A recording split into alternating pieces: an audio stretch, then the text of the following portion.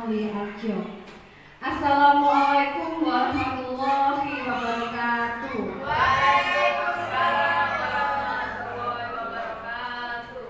Puji syukur alhamdulillah kita panjatkan kehadiran Allah Taala yang mana pada hari ini kita semua dapat berkumpul di sini di acara diseminasi pemahaman dan penerapan pengalaman budaya positif SDN 4 Mulyaarjo bersama narasumbernya yaitu saya selaku MC juga selaku narasumber Wahyu Sudrani SPD dan Fuad Aziz Ahmad Muafi SPD.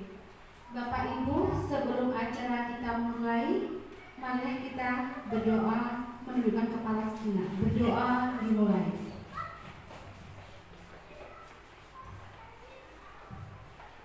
Selesai. Adapun susunan pada siang hari ini yang cukup panas ya Bapak Ibu ya, yaitu pembukaan dan doa, alhamdulillah sudah kita lakukan. Kemudian sambutan kepala sekolah kepada Ibu Retno Dijah SPD dipersilakan.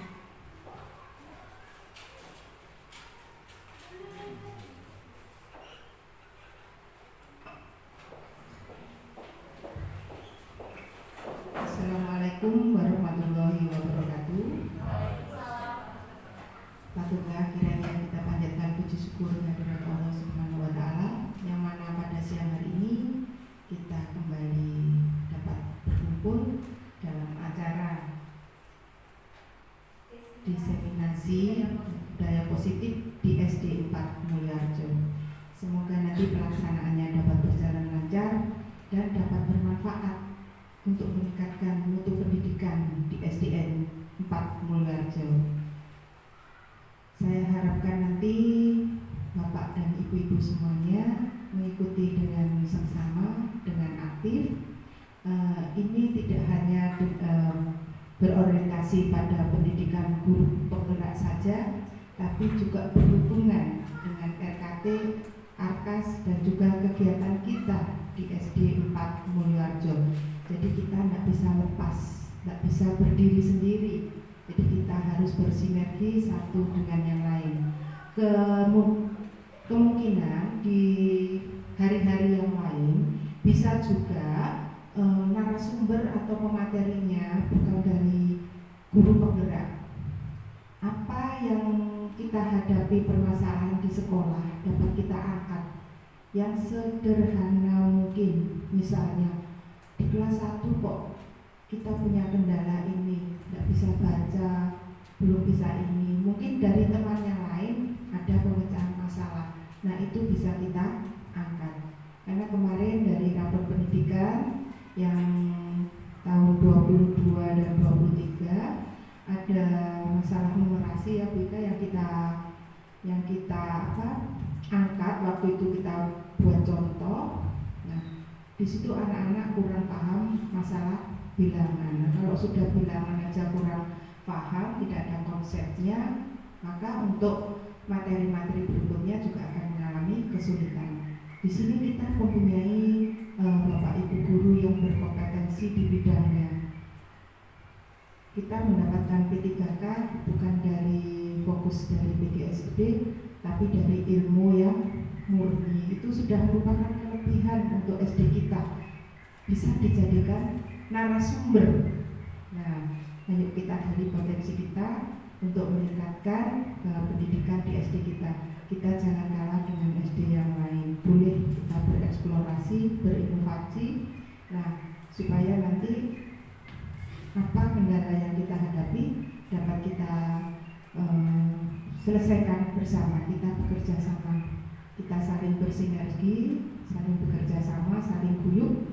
Kekeluargaan juga harus kita jaga. Mungkin itu yang bisa saya sampaikan. Mudah-mudahan nantinya ini semuanya dapat bermanfaat bagi kita semua. Kiranya saya akhiri. Wabillahi taufiq wal hidayah. Wassalamualaikum warahmatullahi wabarakatuh.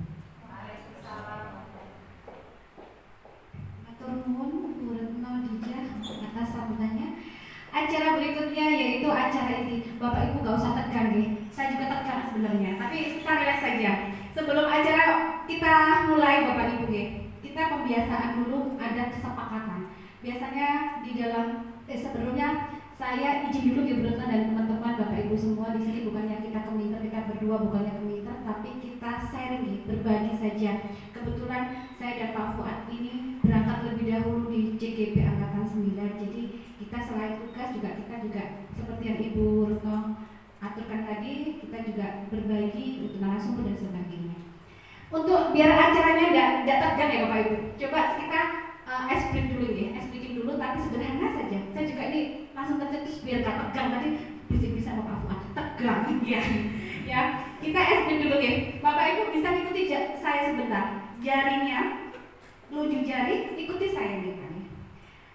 Putar searah jarum jam. Cepat, lambat, sudah lagi cepat, lambat lagi, lambat dulu. Coba sekarang konsentrasi sendiri. Cepat, lambat, cepat, lambat, lambat, lambat, dagu. Dagu itu kan saya sudah bilang konsentrasi sendiri. Dagu di sini alhamdulillah tidak tegang ya. Sedikit aja. Sedikit oke. Biar tegang. Saya juga biar relax. Lanjut Pak. Next. Oke. Bapak Ibu, ada pun budaya positif untuk paparan kita pada siang hari ini, yaitu ada konsep inti budaya positif. Apa saja sih konsep inti budaya positif itu? Sebenarnya kita juga semua sudah melaksanakan tapi kita lebih konsepnya dasarnya itu apa saja. Ada perubahan paradigma belajar, disiplin positif, nilai-nilai kebajikan, kebutuhan dasar manusia, motivasi perilaku manusia, posisi kontrol guru. Nah ini yang paling ya semuanya penting ya, tapi nanti kita tekankan di situ posisi kontrol guru, kemudian keyakinan kelas, segitiga restitusi. Di sini nanti kita akan kolaborasi saya dan Pak Fuad, di mana Pak Fuad nanti lebih ke aksi nyata yang sudah diterapkan dan contoh konkretnya seperti apa. Kemudian Bapak Ibu, sebelum saya membahas perubahan paradigma belajar, kita kesepakatan dulu untuk kita diskusi pada siang hari ini atau sharing pada siang hari ini. Kesepakatan kita boleh apa saja, monggo bisa ditulis di yang kertas yang sudah saya bagi tadi. Oh sambung. Ya, boleh makan ringan minum, boleh sesekali mengoperasikan handphone. Oh boleh. Kita di sini relax saja ya Bapak Ibu ya. Kemudian ada lagi Bunda? Boleh bermain HP, sambil bermain HP boleh. Tapi untuk konsentrasi ya Bunda ya. Berikutnya. Nanti ada boleh membawa kipas. Oh boleh panas dia Bapak Ibu ya. Ini benar harus kipas ini juga kan ya. Karena di dalam pendidikan guru penggerak kami biasakan kita dibiasakan untuk semua memulai aktivitas ada kesepakatan. Jadi kita juga berharap di anak didik kita harus membuat kesepakatan. Jadi kita sepakati apa kesepakatan sehingga anak-anak itu akan bisa istilahnya bisa tanggung jawab atas kesepakatan yang sudah kita sepakati bersama. Lanjut kita masuk sekarang ke materi inti. Pembelajaran paradigma baru. Sebelum paradigma baru saya sedikit menjelaskan paparan paradigma yang lama. Kita dulu jangankan saya yang Bu ini. Introspeksi diri saya juga, ya Allah ternyata dulu saya belajar itu dengan paradigma lama, yaitu dalam pembelajaran di kelas guru itu sebagai tokoh utamanya, sebagai pemain skenario. Jadi saya membuat planning begini. Anak-anak sekarang buka halaman ini, pembelajarannya seperti ini. Saya dengan seenaknya saya membuat model ceramah, langsung menjelaskan tanpa memberi memberi sesuai kebutuhan anak-anak. Apa sih pembelajaran yang istilahnya yang dibutuhkan anak seperti apa, metode seperti apa, ataukah audio, ataukah kinestetik. Nah, sehingga di dalam paradigma baru ini kita diharapkan sebelum pembelajaran kita diberi asesmen dulu. Bagaimana anaknya gaya belajarnya kinestetik, berarti kita praktek. dikelompokkan dulu. Kemudian audio dikelompokkan dulu. Seperti Bu siapa namanya? Bu Anissa juga sudah bawa ini ya, tentengan speaker nih. Jadi muridnya banyak yang audio. Gaya belajarnya. Pembelajaran peradilan baru merupakan pembelajaran yang dirancang berdasarkan pembelajaran berdiferensiasi sehingga peserta didik belajar sesuai dengan kebutuhan berdasarkan tahap perkembangannya sesuai dengan psikologi modern yang mewujudkan profil pelajar Pancasila, di mana kita semua sudah paham, saya nggak harus menjelaskan profil pelajaran Pancasila ada 6 dimensi. Lanjut Kak. Nah ini yang penting Bapak Ibu ya. Miskonsepsi tentang teori kontrol. Ini kesalahpahaman. Guru ini salah paham bahwa guru ini pemeran utama tadi berhubungan ya. Kita lanjut Pak ya, biar kayak nomor Pak. Ya, guru sebagai kontrol murid. Anak-anak nggak boleh begini, anak-anak harus begini. Padahal itu salah Bapak Ibu ya. Sebenarnya kita menggali dulu apa kebutuhan anak-anak. Kemudian ilusi bahwa kritik dan membuat orang merasa bersalah dengan memuatkan kata itu salah. Kami kok wae teman saya ngobrol ngapa itu kan kritik. Tujuan kita dulu menguatkan karakter agar anak itu rapi, padahal dengan mengkritik itu malah menurunkan mental mereka, menumbuhkan jiwa ketidakpedean mereka. Kemudian ilusi bahwa semua penguatan positif, efektif dan bermanfaat. Ya seperti tadi, terkadang kita awakmu nak gondrong ini elek coba lihat ini buana. Padahal itu pertanyaan itu tujuan kita bermanfaat, tapi menyinggung perasaan anak itu tidak boleh.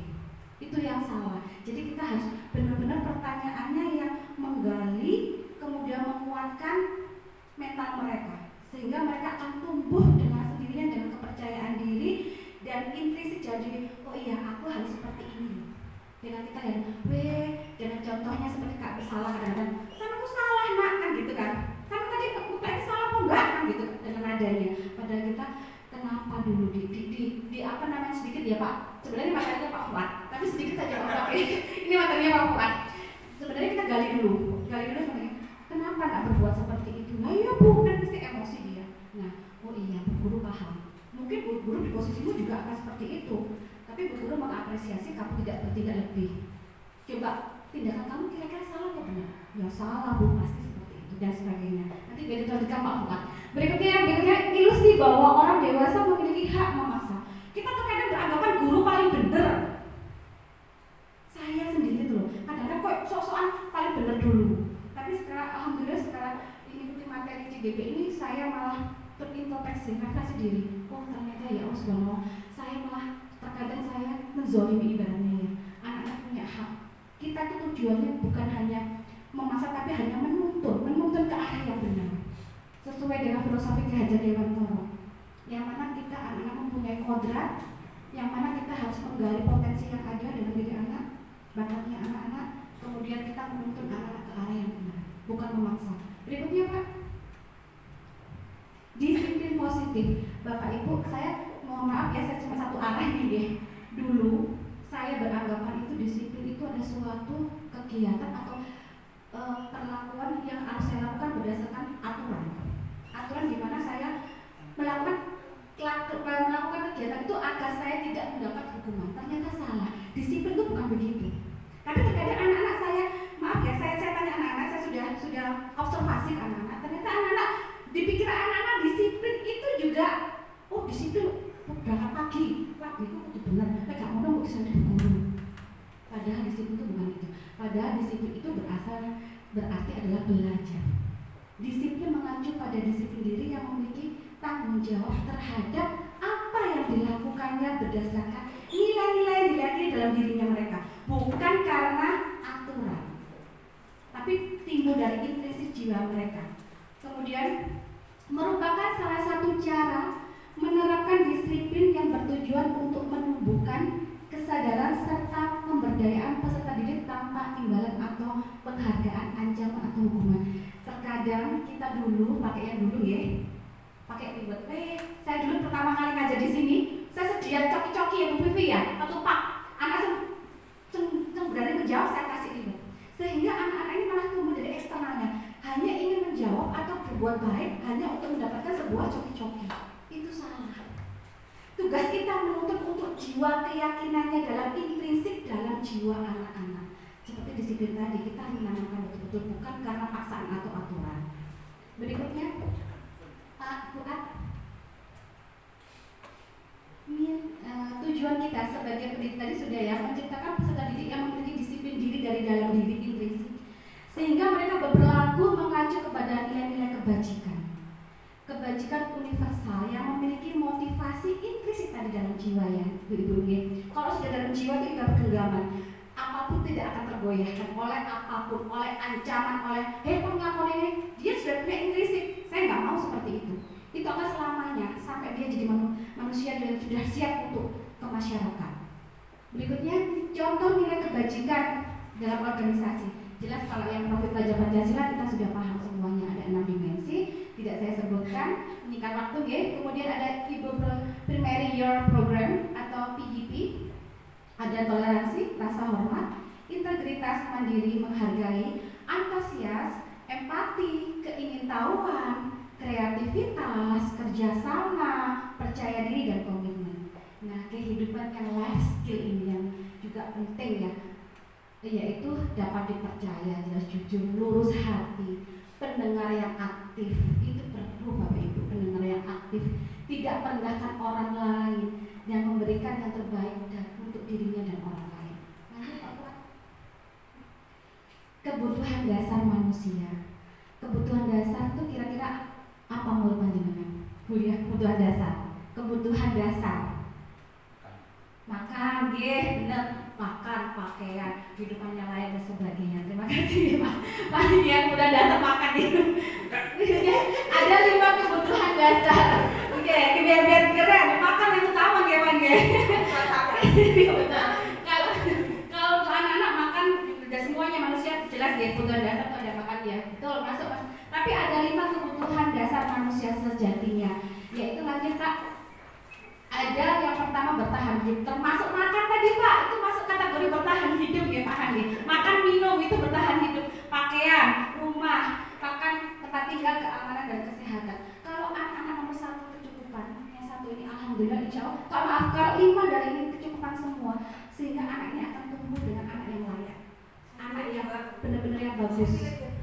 Kemudian yang kedua, kadang-kadang problem kita Bapak Ibu di nomor 2, di mana rasa diterima, baik diterima temannya. Kalau sudah anak yang nomor 2, biasanya yang sering kita hadapi yang nomor 2, kadang-kadang kan pembulian gitu Bapak Ibu, atau merasa, ada itu kan kadang-kadang temannya begitu. Itu tugas kita untuk membenahi itu semua. Ya, rasa diterima, dipedulikan, berbagi kerjasama. Jangan begitu, kita satu teman aja katakan kalau kita nggak pada dirayakan, kita minder sehingga kita nanti akan meluapkan atau seperti apa, nanti ada tingkah laku yang kita tunjukkan yang dibilang orang ini kok seperti ini orang ini ya, karena 5 ini nggak terpenuhi. Yang ketiga, penguasaan, harga diri, keinginan untuk dianggap. Nah, jadi anak-anak tugas kita adalah semuanya sama, kita anggap istilahnya, oh pinter, harus. Kadang-kadang kita soal angel mungkin ada yang pinter bisa jawab, padahal kita harus semuanya agar anak-anak itu tumbuh harga dirinya. Kemudian yang berikutnya yaitu yang keempat, kebebasan untuk memilih. Jadi anak-anak dibebaskan untuk memilih. Sama dengan model pembelajaran kita tidak boleh satu center atau guru saja sebagai tokoh utama, tapi kita membebaskan anak-anak memilih. Seperti tadi yang awal sudah saya paparkan bahwa kita sebelum pembelajaran kita melakukan asesmen dulu. Mau di mana pembelajaran yang mau seperti apa? Kinestetik ataukah yang lainnya? Kemudian jadi kalau anak-anak kebebasan itu dipaksa, anak-anak akan pasti akan memberontak.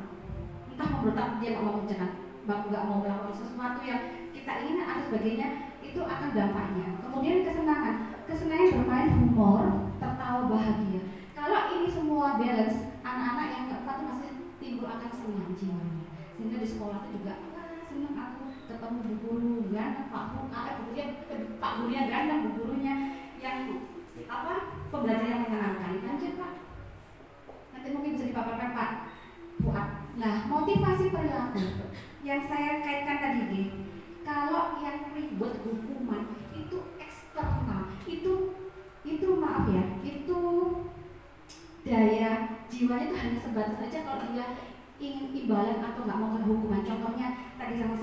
tadi, coki-coki tadi yang saya bilang, anak mau menjawab hanya karena coki-coki tadi. Sehingga kalau nggak ada coki-coki, malas nggak apa-apa, nggak menghadiahi, akan timbul seperti itu. Eksternal. Terus hukuman, kalau ada, waduh, sweeping, bulia, wis buku disiplin diri, waduh, terus akhirnya di apa namanya, diketul rapnya. Kalau nggak ada guru piket, malas. Itu eksternal. Tugas kita yang memotivasi intrinsik dalam diri anak-anak dengan menerapkan keyakinan, nanti dipaparkan apa-apa.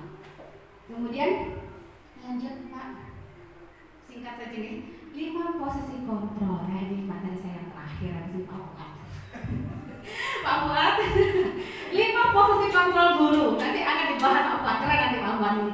Ya, kita ada posisi kontrol guru yang kita lakukan tanpa sadar ya, kita semua lakukan. Ada yang menghukum sebagai penghukum.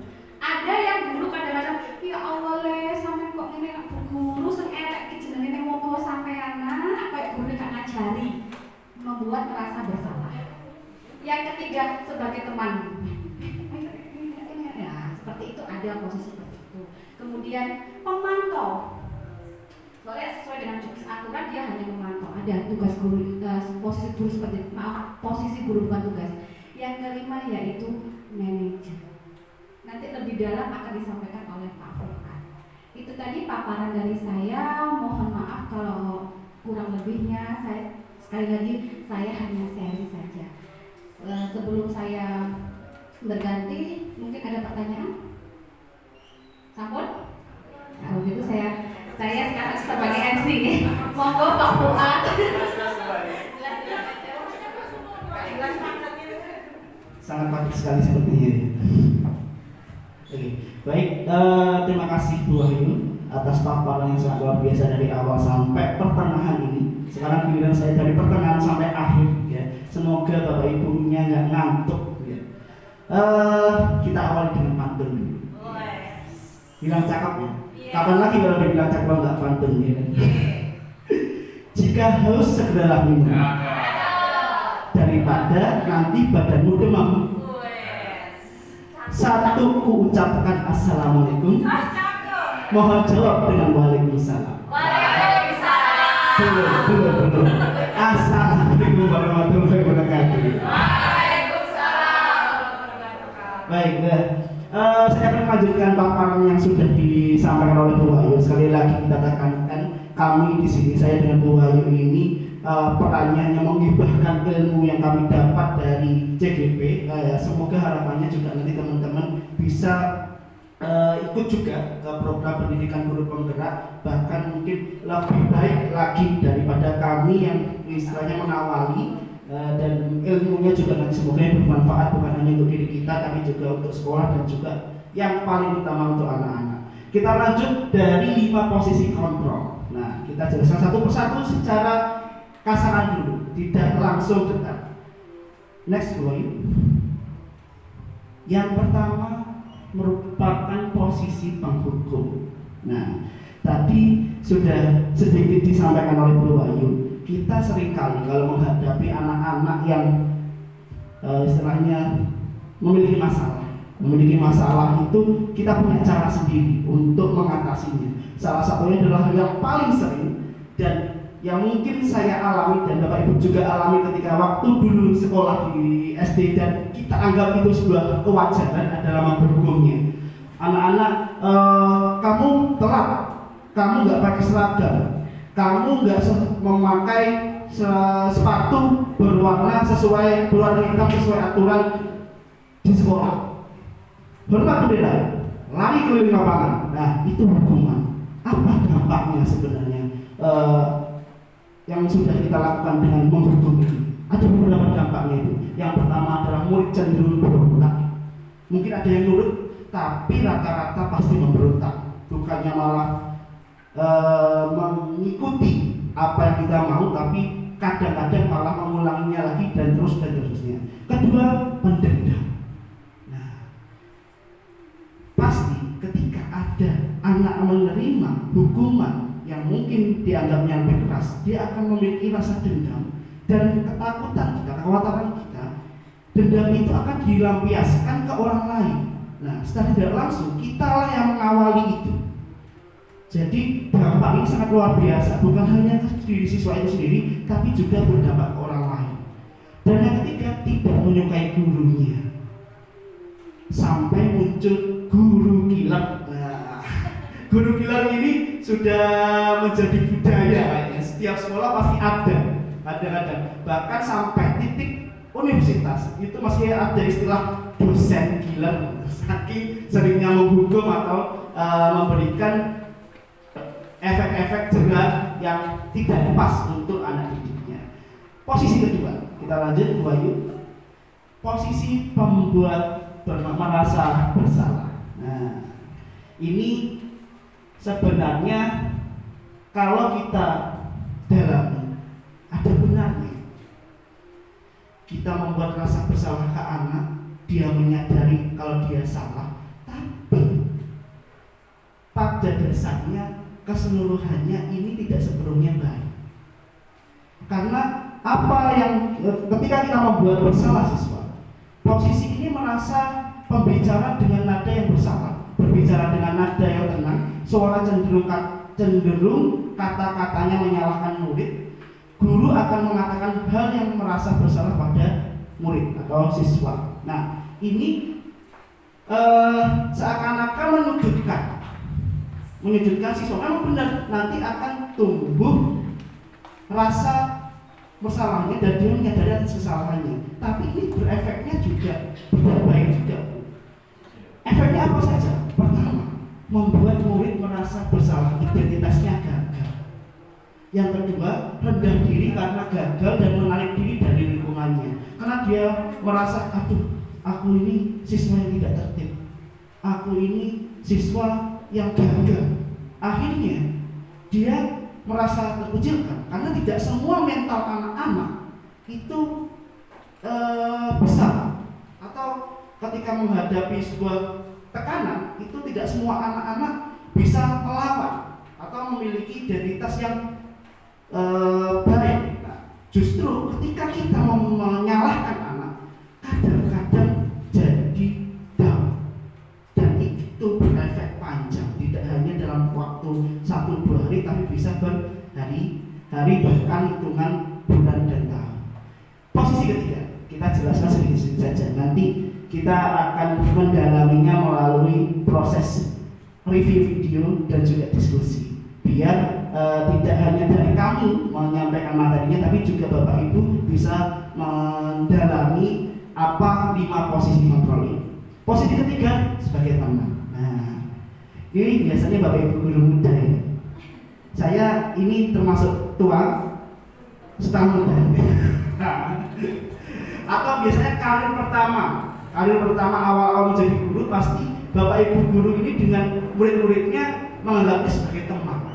Ya, sharing-sharing, apalagi kalau sudah kelas tinggi. Ya, sharing-sharing bareng, kemudian berkomunikasi juga seperti temannya, bukan antara guru dengan muridnya. Nah, sedikit penjelasan dari posisi teman ini. Posisi teman ini biasanya berbicara dengan suara guru yang ramah.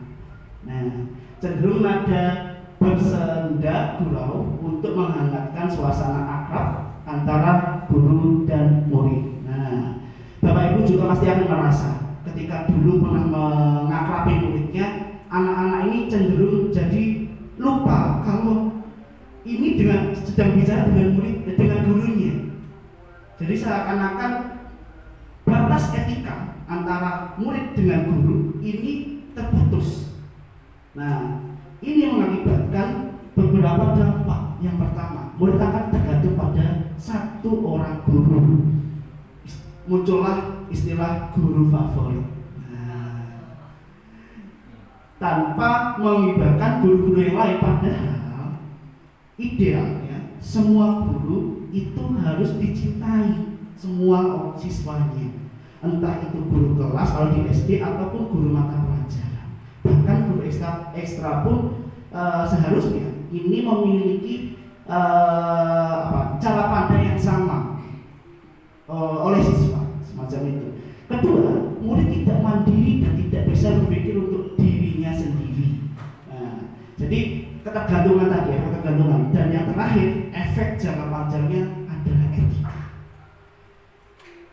Pada zaman sekarang sudah sangat sulit ditemukan siswa-siswa dasar sampai SMA bahkan kuliah etikanya tidak seperti dulu. Bagaimana bersikap kepada gurunya, bagaimana bersikap dengan pengajarnya, itu yang jadi efek domino yang berkepanjangan. Posisi keempat yaitu pemantau, mandor. Jadi posisi pemantau ini biasanya berbicara dengan suara datar dan ekspresi formal, tidak bersenda gurau ataupun menggunakan suara tinggi. Guru senantiasa pada murid itu diberi sanksi. Pemantau terikat oleh aturan. Jadi kita itu hanya melihat. Nah, ini salah satu jurus yang sering dikeluarkan. Diam, melotot, nunggu siswa sampai melihat, tiba-tiba dia tenang sendiri. Itu sebenarnya ada efek positif, tapi juga dominan efek negatif pada siswa. Karena apa? Sanksi. Sanksi ini satu kata yang berefek panjang. Memang ada efek jerah, tapi kalau diidealiskan itu tidak baik untuk siswa. Kalau tadi disebutkan oleh Bu Wahyu itu hanya menumbuhkan motivasi ekstrinsik tanpa menimbulkan motivasi dari dalam diri siswa. Dampaknya diantaranya murid akan menghitung konsekuensi dan hadiah atau hukuman. Kalau dulu saya menganggap pernah saya membuat kotak atau papan dibuat punishment, itu sangat saya anggap sudah baik sekali. Di mana ketika anak-anak berprestasi saya kasih bintang, yang melanggar aturan saya kasih silang. Nah, itu memang anak semakin disiplin. Tapi apakah disiplin itu baik? Kita lihat nanti dari video. Selanjutnya, murid tidak sepenuhnya mandiri. Selanjutnya ada terakhir, posisi manajer. Bukan manajer perusahaan nih, tapi ini pengelolaan kelasnya. Posisi ini adalah posisi kontrol yang disarankan, bahkan mungkin yang paling ideal untuk membimbing siswa memiliki sikap disiplin positif, yaitu murid yang mandiri, bertanggung jawab, dan dapat memecahkan masalah. Suara manajer cenderung netral, tidak emosional, jadi tidak terlalu tegas, tapi juga tidak terlalu rendah seperti teman. Terciptanya identitas positif. Guru mengajukan pertanyaan-pertanyaan bermakna agar membuka pemikiran murid dan membimbing murid memecahkan masalah. Nah, ini sedikit tekstualnya agar kita makin mendalami apa itu 5 posisi kontrol. Kita saksikan video ini, kemudian kita review bersama-sama dan kita diskusikan bersama-sama. Selamat menyaksikan. Tepuk tangan dulu. Nah, jam-jam berapa nih sebenarnya? Salam bahagia Ibu dan Bapak guru hebat. Dalam penerapan disiplin positif restitusi, salah satu program yang dikembangkan adalah 5 posisi kontrol. 5 posisi kontrol dalam restitusi adalah proses perjalanan seorang pendidik agar dapat mengenali dirinya. Pada video kali ini, kita akan membahas tentang 5 posisi kontrol yang dikembangkan oleh Diane Gosson dan contoh penerapannya.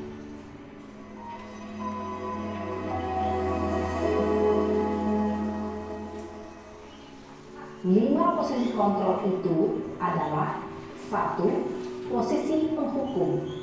2. Posisi pembuat merasa bersalah.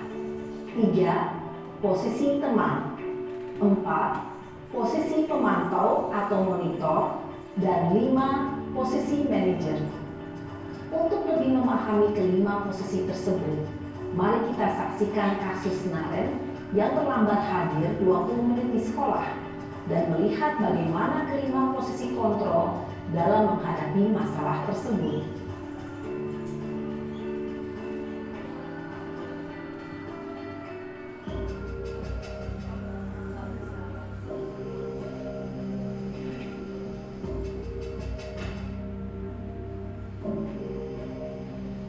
Naren,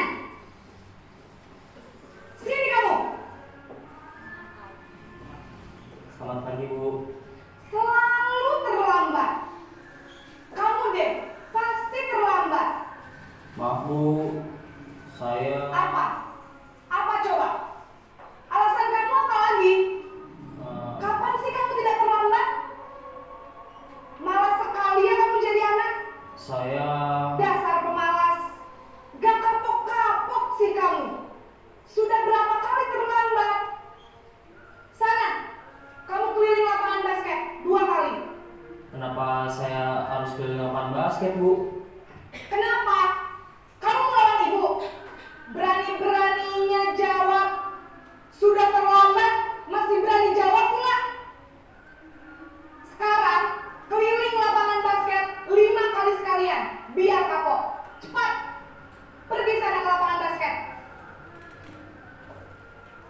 Posisi penghukum biasanya berbicara dengan nada tinggi, menghardik, menunjuk-nunjuk, menyakiti, dan menyindir. Hukuman bisa berupa fisik maupun psikis. Ibu dan bapak guru hebat. Dampak yang terjadi pada murid ketika guru berada pada posisi penghukum adalah murid cenderung akan memberontak, bahkan menyimpan dendam.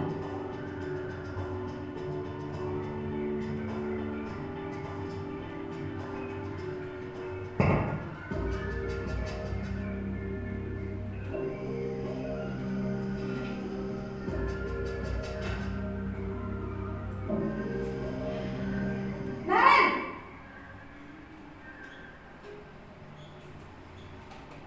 Selamat pagi, Bu. Naren. Kamu kenapa terlambat lagi, nak? Ya Tuhan, Naren.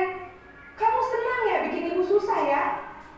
Kalau kamu terlambat lagi, nanti ibu yang ditegur bapak kepala sekolah, nak. Disangka ibu tidak bisa membina kamu. Duh, gimana ini? Maaf, Bu. Duh, Gusti Naren. Kamu suka ya kalau ibu tegur bapak kepala sekolah? Terus, sekarang ibu harus tulis apa ini di buku absen? Ini kamu sudah sering terlambat loh. Ibu harus apa coba? Maaf, Bu. Maaf sekali. Ya sudah, lain kali jangan bikin ibu susah lagi ya nak ya. Ibu tidak akan kuat lagi kalau kamu gini terus. Bisa jantungan kalau ibu ditegur bapak kepala sekolah. Sana cepat ke kelas. Maaf ya, Bu. Maaf sekali. Posisi pembuat rasa bersalah berbicara dengan nada tenang, cenderung lembut. Namun kata-kata yang diutarakan membuat murid merasa menjadi orang yang gagal, memandang buruk dirinya sendiri, merasa tidak berharga, dan tidak sanggup membahagiakan orang lain. Ketika guru mengambil posisi pembuat rasa bersalah, murid akan menganggap dirinya yang bersalah dan ia akan menyimpan emosi negatif tersebut di dalam dirinya.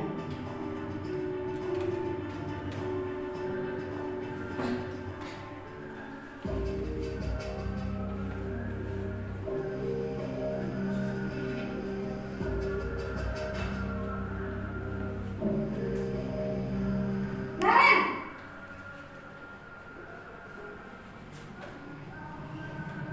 Selamat pagi, Bu. Wah, sudah jam berapa ini nak? Terlambat lagi ya sayang. Iya, Bu. Habis ibu saya lupa bangunkan saya, Bu. Kamu malah menyalahkan ibu kamu. Kamu bukannya anak yang larinya paling kencang. Kok terlambat sih? Iya, Bu. Saya memang terlambat bangun tadi. Jadi, biarpun saya lari kencang, tetap gak kekejar, Bu. Ya sudah sana. Nanti lain kali larinya lebih kencang lagi ya. Biar gak terlambat lagi. Bikin seneng ibu. Demi ibu. Bisa kan? Bisa lah, Bu. Ya sudah sana masuk kelas. Ibu beresin urusan absen kamu. Kamu ini ada-ada saja. Dalam posisi teman, guru berbicara dengan nada suara ramah, akrab, cenderung bersenda gurau untuk menjaga suasana tetap santai. Murid akan merasa senang aman, dan akrab dengan guru. Identitas yang tercipta adalah identitas sukses atau berhasil. Namun, perlu diingat, karena ini masih dorongan eksternal, maka ada faktor ketergantungan dari murid kepada orang tertentu. Di sini, guru absennya, sehingga di lain waktu, murid bisa berperilaku baik, namun hanya kepada orang-orang tertentu saja.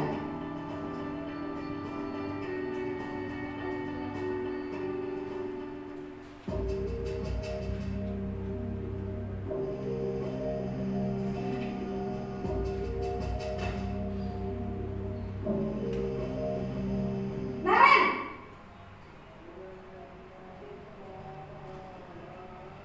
Selamat pagi, Bu. Naren, apa peraturan sekolah kita tentang jam berapa kita harus masuk sekolah, Nak? Kita harus di sekolah jam 7, Bu. Iya betul, sekarang sudah jam 7.20. Naren sudah tahu konsekuensinya jika terlambat hadir. Paham, Bu. Saya harus tinggal kelas pas jam istirahat selama 20 menit.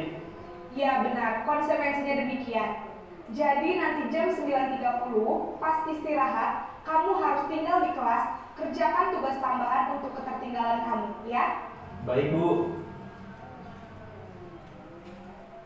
Posisi pemantau mengandalkan penghitungan atau data untuk mengontrol murid. Guru mengarahkan murid berdasarkan peraturan dan konsekuensi. Seorang pemantau menunjukkan bahasa tubuh dan ekspresi wajah yang datar dan cenderung formal.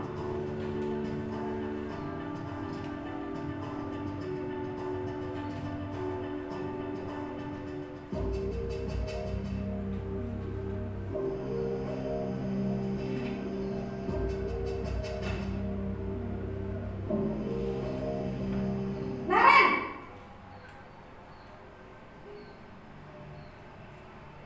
Selamat pagi, Bu. Selamat pagi, Naren. Maaf, Bu. Saya terlambat. Iya, sekolah masuknya jam 7, sekarang sudah jam 7.20. Jadi sekarang bagaimana ini, Naren? Maaf, Bu. Saya lupa setel alarm saya semalam. Baiklah, menurut kamu, keyakinan sekolah yang mana yang perlu kamu tingkatkan? Menghargai diri sendiri dan orang lain mungkin, ya, Bu. Setuju. Jadi, apakah Naren meyakini prinsip saling menghormati tersebut? Iya, Bu. Saya meyakininya. Apakah Naren bersedia memperbaiki masalah keterlambatan ini? Bersedia, Bu. Bagaimana kamu akan perbaiki masalah keterlambatan ini? Saya akan coba untuk tidak lupa menyetel alarm saya, Bu. Baik, kalau Naren lupa menyetel alarm di rumah, ada orang yang kira-kira bisa bantu mengingatkan tidak? Ada, Bu. Kakak saya, Kak Emma. Ada lagi selain Kak Emma? Selain Kak Emma, ada ibu saya. Baik, jadi yang mengingatkan Naren adalah Kak Emma dan ibu kamu ya? Kira-kira akan mulai setel alarm kapan nih, Naren? Setelah pulang sekolah, akan segera saya lakukan. Baik, jadi Naren akan setel alarm untuk bangun besok pagi dan akan diingatkan oleh kakak dan ibunda Naren ya. Ada lagi yang mungkin perlu dilakukan, Naren, agar tidak terlambat bangun lagi? Tidak ada, Bu. Baik, Naren, terima kasih untuk kerjasama kamu. Sekarang kamu perlu kembali ke kelas untuk belajar. Baik, Bu. Terima kasih. Posisi manajer adalah posisi kontrol yang disarankan untuk membimbing murid memiliki sikap disiplin yang positif, yaitu murid yang mandiri, bertanggung jawab, dan dapat memecahkan masalah. Tujuan dari posisi ini adalah agar murid dapat berefleksi atas tindakannya. Guru akan dengan tulus memberikan pertanyaan-pertanyaan bermakna, sehingga membuat murid dapat belajar dari kesalahannya dan mencari sebuah solusi untuk menyelesaikannya. Tepuk tangan untuk videonya. Sudah ngantuk? Sudah. Jam-jam rawan ya sepertinya ya. Ya, untuk mereview atau hasil dari video 5 posisi kontrol yang bisa kita lakukan pada siswa ini, sebelum saya sampaikan materi selanjutnya, saya minta pendapatnya dulu. dari Bapak Ibu. Yang pertama, mana posisi yang sering dilakukan? Dan dari 5 posisi kontrol ini, menurut Bapak Ibu yang paling ideal yang mana? Monggo mungkin mau berpendapat. Bunita? Hobi Pak? Oh, Bunita ya? Oh iya. Senyumnya itu, senyumnya memancarkan ingin mengungkapkan sesuatu gitu. Ya, yang paling sering dilakukan. Posisi teman, ya. Menurut Bunita, dari 5 posisi ini menurut paling ideal yang mana?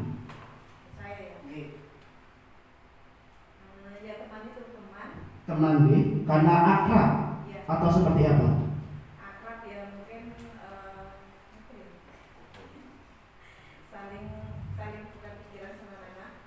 Oh, anak-anak jadi lebih terbuka gitu ya. Oke, baik. Terima kasih pendapatnya Bu Rita. Sekarang dulu ada pendapat lain, monggo.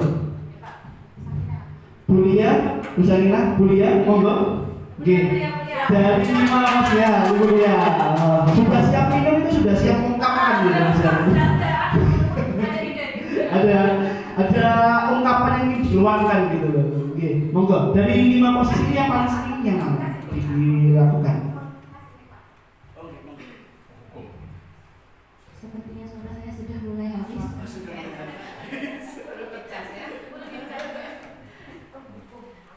Dari kelima video yang sudah ditayangkan tadi, kalau pribadi saya sebagai kelas ya, saya pernah mengalami kelimanya. Ya, kelimanya. Kalau pembuka mungkin kita bercermin dari dulu anak-anak tertib gitu ya. Kemudian kalau menurut saya yang paling ideal itu ada di nomor 5. Jadi anak itu belajar berpikir bagaimana cara menyelesaikannya. Nanti anak-anak juga akan terbiasa gitu. Iya. Ada pendapat lagi? Sudah tidak ada? Oke, kita kembali ke selanjutnya dulu. Oke. Nah, Bapak Ibu. Ibu dan Bapak Guru Pas aja nggak apa-apa.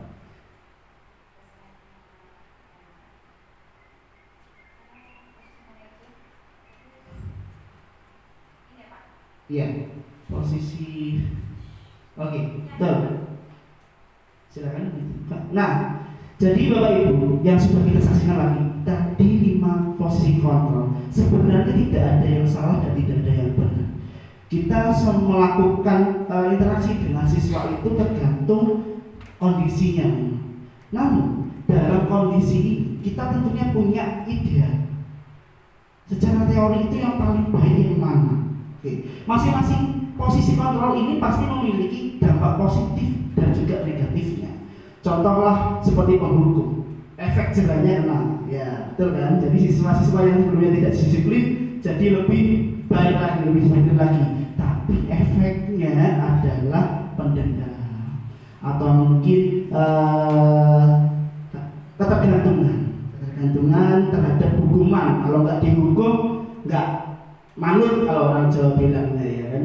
Kalau yang kedua membuat rasa bersalah. Nah, memang ini muncul rasa bersalah dari diri sendiri, tapi tetap ketergantungan karena menganggap siswa itu seperti orang yang gagal.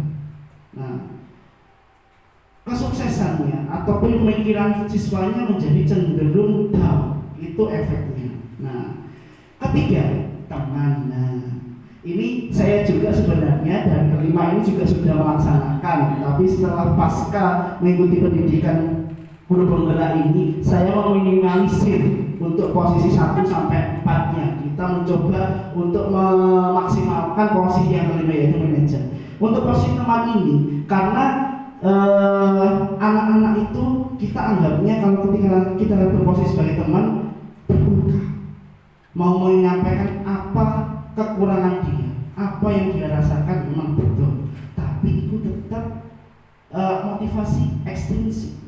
Dia ketergantungan dari kita yang membuka. Apalagi kalau nanti efek yang apa istilahnya ya, yang beri motivasi. Nah, gimana kamu ada masalah apa?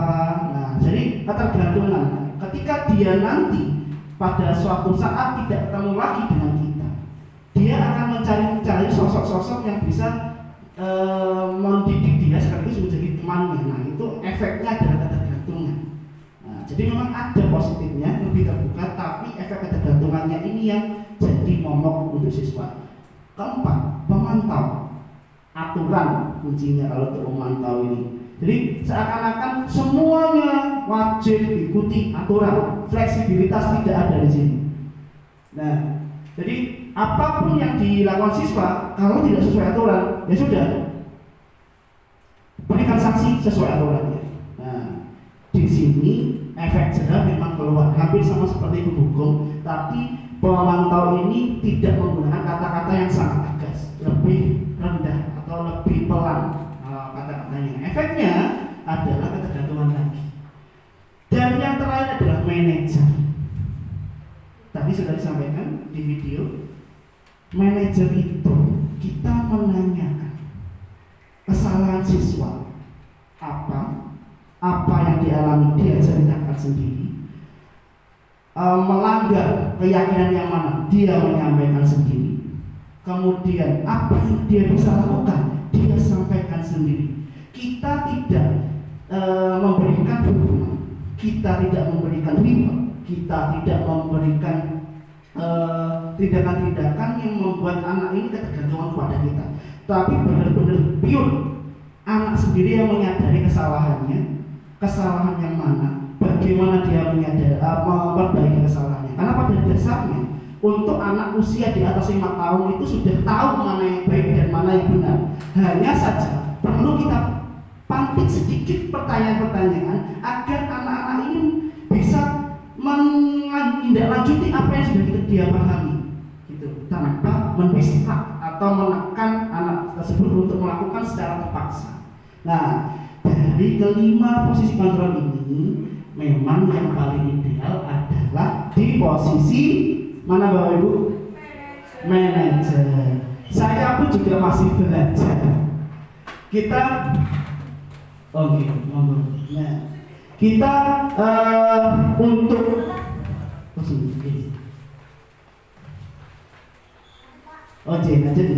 nah, untuk mencapai posisi manajer ini memang tidak gampang karena keberagaman siswa. Ada yang siswa yang tidak iso Pak, semua siswa tidak iso diperkirakan dia bisa menyadari sendiri kesalahannya. Tidak semuanya seperti itu. Tapi alangkah lebih baiknya kita memulainya pelan-pelan. Mungkin masih pada tahap mengukur, mungkin masih pada tahap teman, masih pada posisi membuat rasa bersalah. Pelan-pelan sehingga kita nanti bisa mencapai posisi manajer tanpa ketergantungan, tanpa tekanan. Anak-anak bisa menyadari kesalahan dia, mana aturan atau keyakinan yang dia langgar, dan sampai titik dia bisa menentukan apa untuk memperbaikinya.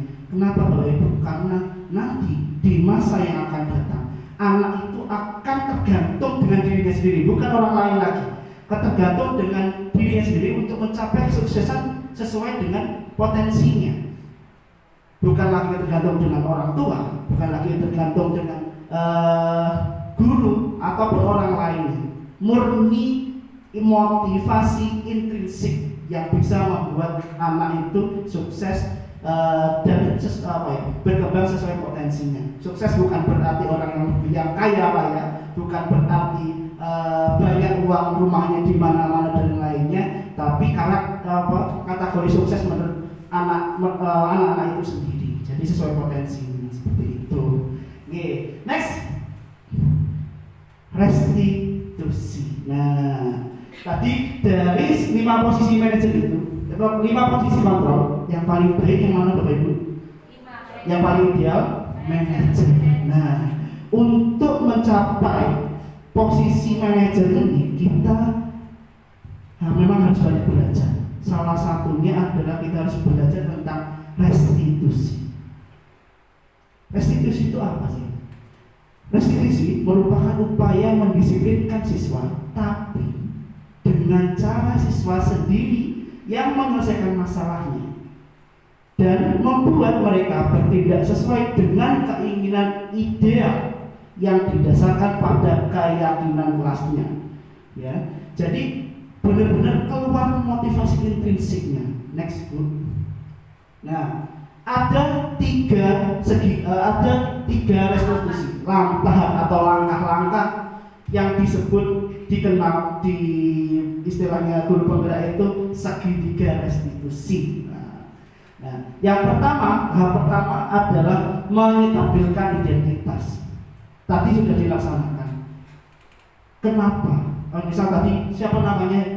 Faret. Naren ya, berarti masih konsentrasi. Atau saya yang nggak konsentrasi ya tadi. Ya, Naren tadi itu terlambat. Langkah pertama yang harus kita lakukan adalah menstabilkan identitas. Kenapa terlambat? Kemudian yang tahap kedua menanyakan validasi tindakan yang salah. Ketika dia terlambat, kita tanyakan lagi, kita panggil dengan terlambat ini apakah sesuai keyakinan kelas? Keyakinan mana yang kamu langgar?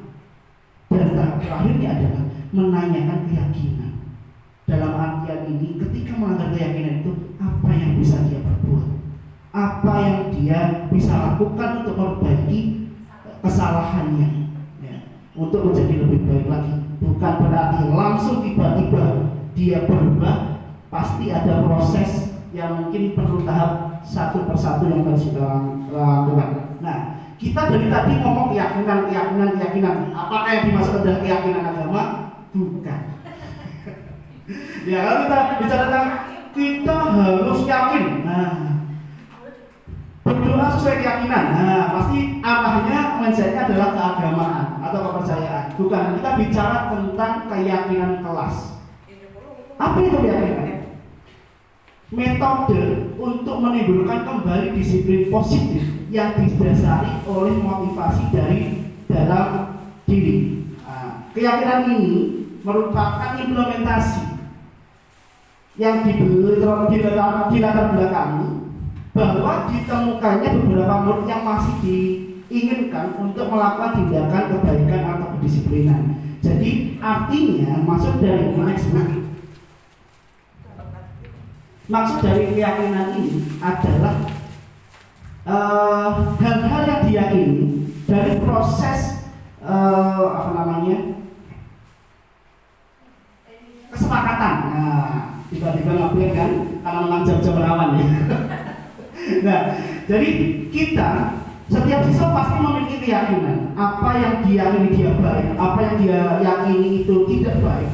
Kemudian dikumpulkan dalam suatu forum atau diskusi, timbullah di situ sebuah kesepakatan. Nah, kesepakatan inilah yang menjadi awal mula timbulnya keyakinan kelas. Nah, keyakinan kelas ini akan kembali dikembangkan menjadi keyakinan sekolah. Jadi dari mulai apa yang diyakini diri sendiri digabungkan dengan teman-teman satu di kelompoknya, dikembangkan lagi ke kelompok atau komunitas yang lebih besar. Itulah yang disebut dengan keyakinan. Bedanya dengan peraturan apa sih, Pak? Bedanya keyakinan dengan peraturan. Kalau peraturan itu dari satu pihak. Contoh, saya sendiri juga pernah melakukan. Contoh katakanlah disiplin tata tertib sekolah. Yang buat itu bapak ibu guru yang harus menaati murid-muridnya. Nah, itu aturan apa keyakinan kira-kira itu? Aturan. Jadi aturan ini tercipta tanpa persetujuan banyak pihak. Biasanya justru satu pihak saja. Sedangkan objek yang dituju dalam peraturan ini harus melaksanakan dan mengikat sanksi. Jadi tidak ada diskusi dalam penciptaan peraturan ini. Itulah yang membedakan dengan yang keyakinan. Kalau keyakinan itu apa yang dianggap masing-masing itu baik dan benar dikumpulkan dalam satu forum diskusi, timbullah kesepakatan dan muncul atau terciptalah keyakinan kelas. Nah, ini memang saya sendiri juga masih belajar dan harapannya kita semua dalam satu SD Negeri 4 Mulyoarjo ini bisa juga saling belajar. Kita melibatkan seluruh siswa untuk memunculkan keyakinannya mereka masing-masing, untuk membentuk identitasnya masing-masing, dikumpulkan dalam satu diskusi sehingga anak-anak itu merasa terlibat, bukan hanya transfer ilmu saja, bukan hanya diatur, bukan hanya sepihak dari kita terus dilaksanakan oleh siswa, tapi juga semua siswa bisa melaksanakan apa yang diyakininya dan merasa terlibat dalam pembelajaran, bukan hanya di kelas tapi juga di sekolah. Nah, itulah keseluruhan dari diseminasi budaya positif yang ada di sekolah. Kita sebenarnya memang bukan berarti kami berdua merasa lebih baik atau mungkin lebih bisa dalam hal budaya positif ini, tapi kebetulan saja kami hanya menghibahkan apa yang kami dapat dari guru penggerak. Nah, dari keseluruhan budaya positif ini sebenarnya kita di sekolah ini, meskipun saya masih junior sekali, masih hitungan bulan nggak ada ya, hitungan minggu, masih 2 minggu di sekolah ini. Itu saya lihat, saya observasi di anak-anak itu sebenarnya sudah banyak budaya positif yang sudah kita lakukan. Di antaranya saling, kemudian apalagi? Ya apalagi Bu?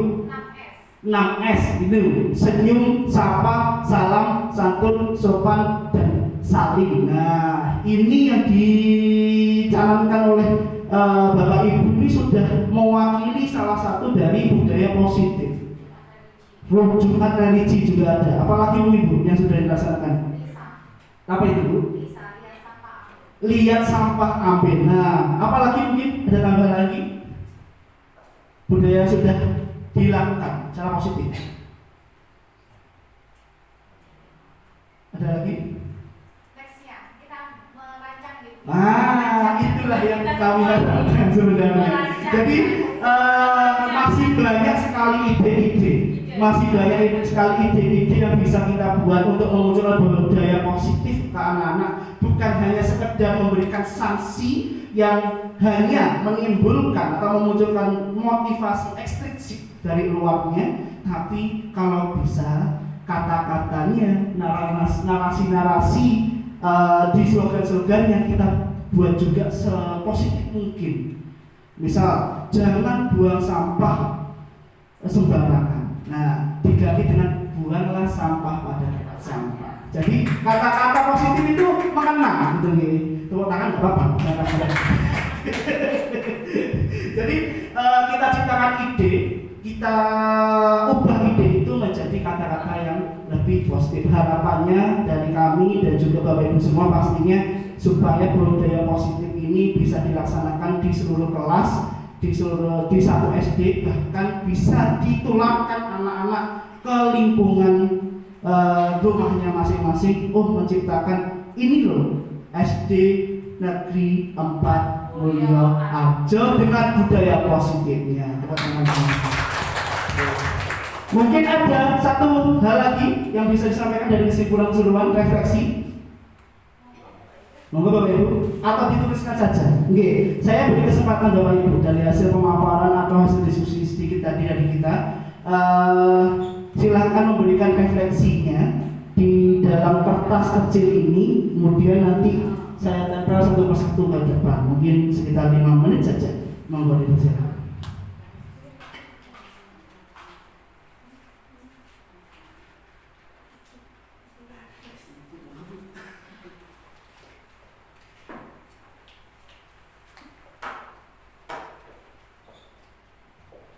Mungkin apa yang sudah dipelajari atau bebas apapun refleksi dari hasil diseminasi budaya positif hari ini.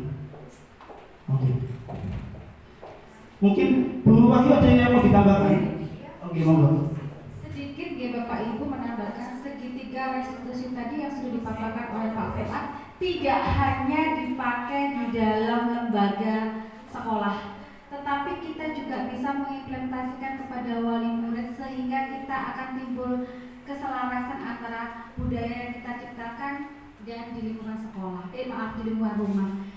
Jadi kita juga tidak hanya dipakai di sekolah, maksudnya ya, tidak hanya dipakai di sekolah segitiga, tetapi juga wali murid setiap ada permasalahan putra putri mereka juga diharapkan juga para wali murid itu menggunakan pemecahan masalah dengan menggunakan segitiga restitusi. Itu saja Pak. Terima kasih Bu Ayu. Jadi harapannya memang sangat luas sekali ya. Kita mulai dari sekolah, kemudian disalurkan oleh siswa sampai ke tahap wali murid atau paguyuban, karena memang waktu anak itu dengan guru hanya sepersekian persen per harinya. 24 jam sehari, ketemu dengan guru hanya 3-5 jam. Itu pun tidak bisa maksimal karena banyak kegiatan. Nah, karena itulah nanti harapannya segitiga restitusi atau pemecahan masalah itu khususnya sebagai posisi manajer ini tidak hanya dilakukan oleh guru pihak sekolah, tapi juga anak-anak mohon maaf, wali murid. Monggo silakan sambil menikmati jus biar sehat. Sudah? Oke. Masih menunggu ada yang mau. Oke. Dari hasil